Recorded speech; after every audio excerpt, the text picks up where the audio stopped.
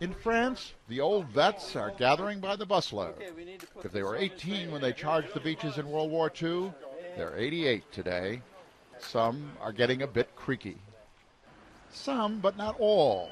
92-year-old American GI Tony Vaquero moves along the French boulevards like a much younger man. But it's not his youthful gait that attracts the most attention.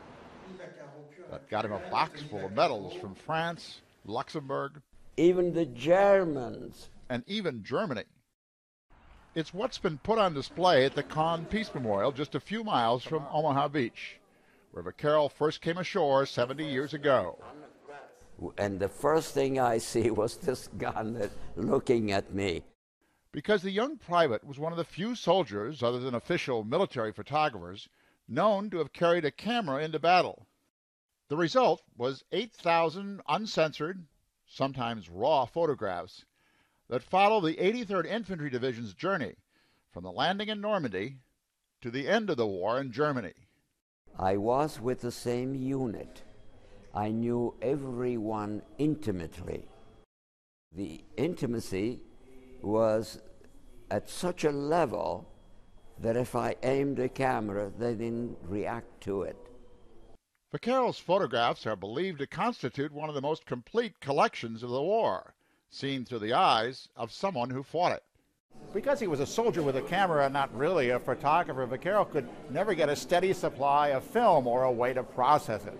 So he ended up begging or borrowing film wherever he could and processed it at night using chemical baths poured into 2 Army-issue helmets.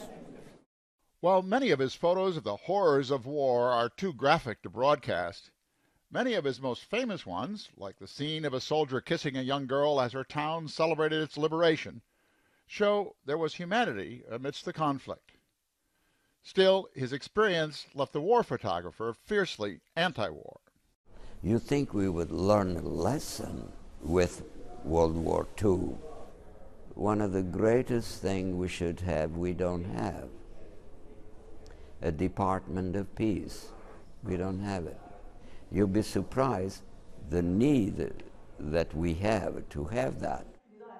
After World War II, the amateur war photographer became a professional portrait and fashion photographer and never went to war again. Often lecturing to young people, Vaquero has come back to Normandy repeatedly over the years, where he's something of a celebrity. And he has every intention to come back here for the 80th anniversary of D-Day in 2024. I'm going to do this at 102.